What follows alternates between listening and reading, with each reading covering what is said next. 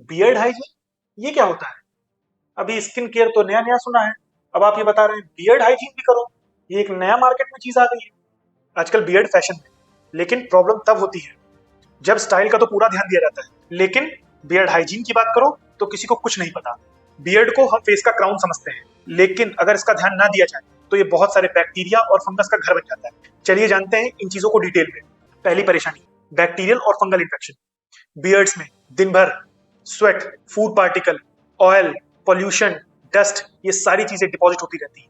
और अगर regularly beards को क्लीन नहीं किया जाता तो ये सब मिलके एक परफेक्ट इन्वायरमेंट बना देती है बैक्टीरिया और फंगल ग्रोथ के लिए। और रिजल्ट क्या होता है? हेयर रूट इन्फेक्शन, जिसे फॉलिकुलाइटिस बोलते हैं, फंगल इन्फेक्शन और बैक्टीरियल इन्फेक्शन हो जाता है। यूरोपियन रेडियोलॉजी जर्नल 2019 के हिसाब से कुछ लोगों की बियर्ड में डॉग का जो फर होता है उससे ज्यादा बैक्टीरिया होते हैं। Second point, beard dandruff.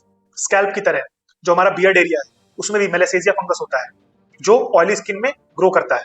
और अगर हम बियर्ड हाइजीन प्रॉपर्ली नहीं मेंटेन करते, जो बियर्ड से हम उनको सूखा नहीं रखते, तो उसकी वजह से जो फंगस है वो एक्टिव हो जाता है और आगे चल के बियर्ड डैंड्रफ की परेशानी हमें फेस करनी पड़ती है। थर्ड प्रॉब्लम, पिंपल और एक्ने। स्वेट, पसीना और ऑयल के साथ जो डेड स्किन है वो बियर्ड्स में कंटिन्यूस जमती रहती है। और अगर इसे हम टाइम टू टाइम क्लीन नहीं करते तो जो ग्लैंड्स होते हैं हमारे स्किन में, सिबेशियस ग्लैंड स्पेशली, इनकी जो ओपनिंग होती है वो ब्लॉक हो जाती है और इसकी वजह से black heads, white heads, painful जो एक्ने होते हैं, पिंपल्स होते हैं, वो बनते हैं। चौथी परेशानी, स्किन डैमेज एंड एलर्जीज।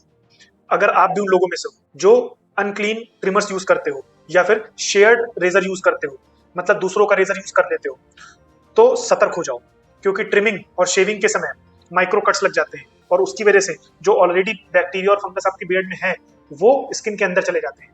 उसकी वजह से कॉन्टैक्ट डर्मेटाइटिस और एलर्जिक रिएक्शंस हो जाते हैं। पांचवा point, spread of infection. Beard एक तरीके से जर्म कैरियर की तरीके से काम करने लगती है।